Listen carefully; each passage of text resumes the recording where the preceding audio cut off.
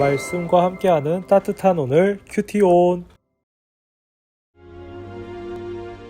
너희 제사장들아, 이제 너희에게 이같이 명령하노라. 만군의 여호와가 이르노라. 너희가 만일 듣지 아니하며 마음에 두지 아니하여 내 이름을 영화롭게 하지 아니하면 내가 너희에게 저주를 내려 너희의 복을 저주하리라. 내가 이미 저주하였나니 이는 너희가 그것을 마음에 두지 아니하였음이라. 보라, 내가 너희의 자손을 꾸짖을 것이요 똥 곧 너희 절기의 희생의 똥을 너희 얼굴에 바를 것이라. 너희가 그것과 함께 제하여 버림을 당하리라. 만군의 여호와가 이르노라. 내가 이 명령을 너희에게 내린 것은 레위와 세운 나의 언약이 항상 있게 하려 함인 줄을 너희가 알리라. 레위와 세운 나의 언약은 생명과 평강의 언약이라. 내가 이것을 그에게 준 것은 그로 경외하게 하려 함이라.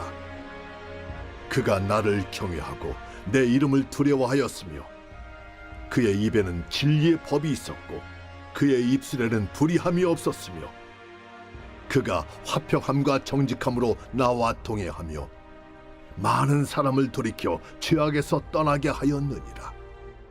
제사장의 입술은 지식을 지켜야 하겠고 사람들은 그의 입에서 율법을 구하게 되어야 할 것이니 제사장은 만군의 여호와의 사자가 됨이거늘 너희는 옳은 길에서 떠나 많은 사람을 율법에 거스르게 하는도다. 나 만군의 여호와가 이르노니 너희가 레위의 언약을 깨뜨렸느니라. 너희가 내 길을 지키지 아니하고 율법을 행할 때 사람에게 치우치게 하였으므로 나도 너희로 하여금 모든 백성 앞에서 멸시와 천대를 당하게 하였느니라. 말씀과 함께하는 따뜻한 오늘 큐티온. 월요일의 큐티온을 기도함으로 시작하겠습니다. 기도하겠습니다. 사랑과 은혜가 풍성하신 하나님 아버지, 월요일 이 시간 주님 앞에 말씀을 사모하는 마음으로 나옵니다. 주님, 주님의 음성을 분명히 듣게 하시고 오늘도 주님이 허락하신 말씀으로 말미암아 넉넉히 살아가는 저희들 될 수 있게 하여 주시옵소서. 이 모든 말씀 예수 그리스도의 이름으로 기도드립니다. 아멘. 우리는 고난 주간을 제외한 4월 한 달간 에스라를 묵상하면서 페르시아의 두 왕 고레스와 다리오의 명령으로 다시 예루살렘 성전에 재건되었고 제사장 에스라가 하나님의 율법을 이스라엘 백성들에게 일러 가르치는 모습을 살펴보았습니다. 말라기는 그 이후를 배경으로 하고 있습니다. 예루살렘 성전이 다시 세워지고 예루살렘 성벽이 다시 재건된 그 다음에 말라기 선지자를 통해 하나님이 다시 말씀하시는 부분을 드러내고 있습니다. 오늘의 묵상 본문에서 하나님은 제사장들을 꾸짖으십니다. 하나님은 왜 이토록 화가 나신 것일까요? 그것은 제사장이 자신의 본분을 다 하지 못했기 때문입니다. 7절 말씀과 8절 말씀을 보면 제사장은 지식을 지키고 율법을 구하는 하나님의 특사여야 함에도 불구하고 그 길을 지키지 않고 많은 사람들로 하여금 올바른 길로 향하지 못하게 만들었습니다. 본래 하나님이 세우신 언약은 5절의 말씀처럼 그 생명과 평화의 언약이지만 제사장의 그 그릇된 모습으로 인해서 생명과 평화가 오염되어 버린 것입니다. 하나님께서는 예루살렘 성전과 그 성벽을 다시 세워 이스라엘과 맺은 언약이 굳건함을 보여주셨습니다. 하나님과 이스라엘에 맺은 그 언약의 순리대로라면 제사장은 그 언약 가운데에서 누구보다 하나님을 경외해야 합니다. 떨리는 마음으로 하나님을 바라보아야 하는 것입니다. 그러나 제사장들은 하나님을 우습게 보았습니다. 앞선 1장을 보면 깨끗하고 흠이 없는 제사를 바치기보다는 절뚝거리고 병든 짐승을 하나님께 바쳤습니다. 이제는 그런 모습을 보신 하나님께서 제사장을 욕보이시겠다고 말씀하시는 것입니다. 이것이 오늘 제사장의 모습을 통해 하나님께서 저에게 그리고 우리에게 하시는 말씀이 아닌가 하는 생각을 해보게 됩니다. 왜냐하면 하나님께서는 이스라엘 사람들뿐만 아니라 우리와도 언약을 맺으셨기 때문입니다. 하나님께서는 독생자 예수 그리스도의 십자가 그 사랑으로 우리와 언약을 맺으셨습니다. 우리는 그 사랑을 먼저 알고 하나님의 지식을 먼저 알았기 때문에 그 사랑과 진리를 드러내고 알리는 데 있어서는 제사장과 다를 바가 없는 사람들입니다.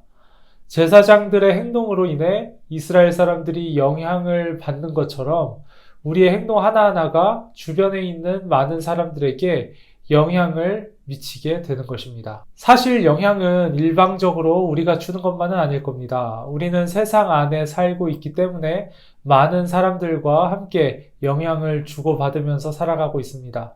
제사장들도 마찬가지였을 것입니다. 그렇지 않고서는 하나님을 업신여기는 그 제사장들의 모습을 설명할 수 있는 방법이 없습니다.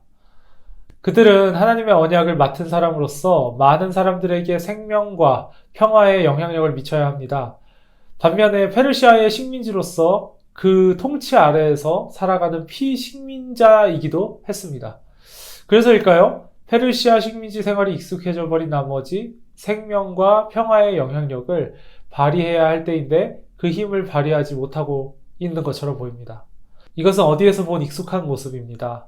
사실 이 모습은 이스라엘 백성들이 이집트로부터 출애굽을 하고 난 뒤에 광야길에서 모세에게 원망하는 이스라엘 그 사람들의 모습에서도 찾아볼 수 있습니다. 어렵게 이집트를 탈출하게 되었는데 그 이집트를 탈출했음에도 불구하고 그 이집트 안에서의 노예 생활이 익숙한 나머지 자신에게 찾아온 자유와 생명과 평화에 감사하며 그것을 누리고 살기보다는 다시 노예 생활로 돌아가고자 하는 그런 어리석은 모습 말입니다. 결국 오늘의 묵상 가운데에서 저는 하나님께서 우리가 어떤 삶을 살아가고 있는지 질문하시고 계심을 느낍니다. 제사장의 정체성으로서 정말 하나님의 자녀로서 하나님의 사랑과 진리를 모르는 사람들에게 영향을 주고 미치고 살아가고 있는지 아니면 반대로 하나님을 모르는 그 세상의 영향을 받으며 그 아래에서 계속 머물며 살아가고 있는지 말입니다. 우리는 하나님의 사랑의 법과 그 뜻을 아는 사람들이기 때문에 마땅히 발휘해야 하는 그 생명의 영향력이 있습니다. 그러나 한편으로 우리에게는 어리석은 모습이 있습니다. 몰라서 못하는 것이 아니라 알면서도 안 하는 그런 어리석은 모습 말입니다. 우리 안에서 그 어리석은 모습이, 죄악된 모습이 습관이 잘 고쳐지지 않습니다. 죄악의 때가 잘 지워지지 않습니다. 그렇지만 우리는 그것을 지워내고자 노력해야 합니다. 그렇게 죄악의 때를 벗겨내서 우리가 우리가 품고 있는 그 생명의 영향력을 발휘해야 하는 것입니다. 하나님께서는 그런 우리의 모습을 기대하십니다. 기대하고 계시기 때문에 오랫동안 식민지배를 받아온 제사장들에게 그러지 말라고 마땅히 해야 할 것을 요구하시면서 그렇게 화를 내시는 것이라고 생각합니다. 오늘도 하나님께서는 우리가 몸담고 있는 그 자리에서 제사장의 역할을 잘 감당해내시기를 바라고 계십니다. 오늘 묵상의 끝에서 다시금 도전하며 여러분들에게 드리고 싶은 질문이 있습니다. 두 가지 질문인데요. 먼저 첫 번째, 내가 몸담고 있는 곳에서 하나님이 맡기신 제사장의 역할은 무엇일까요? 두 번째, 나는 교회 바깥에서도 하나님의 제사장으로 살아가고 있나요? 와 같은 질문입니다. 묵상 질문을 잠잠히 생각해 보시고 묵상하시면서 기도의 자리로 나아가겠습니다. 기도하겠습니다.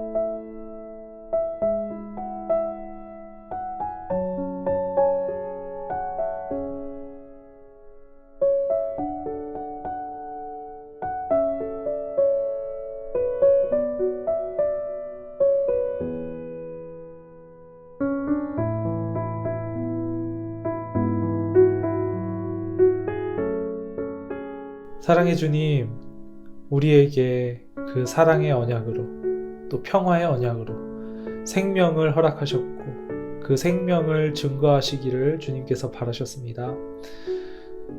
주님의 말씀을 맡은 제사장으로서 세상에 영향을 받기보다는 세상에 영향을 주어야 할 것인데 저희가 참으로 마음이 연약하고 육신이 연약하여 그러지 못하고 있습니다. 하나님, 저희가 다시금 오늘 말씀을 붙잡고 힘을 내어 주님을 바라보니 하나님께서 저희에게 더욱더 굳센 제사장으로서의 믿음 허락하시고 저희가 세상에 주님의 그 영향력을, 선한 영향력을 잘 흘려보낼 수 있는 그런 귀한 제사장들로서 서 있을 수 있게 도와주시옵소서. 한 사람 한 사람 주님께서 그 자리에 세우셨으니 주님만을 의지하며 나아갈 수 있는 귀한 우리들 될 수 있게 하여 주시옵소서. 이 모든 말씀 예수 그리스도의 이름으로 기도드립니다. 아멘.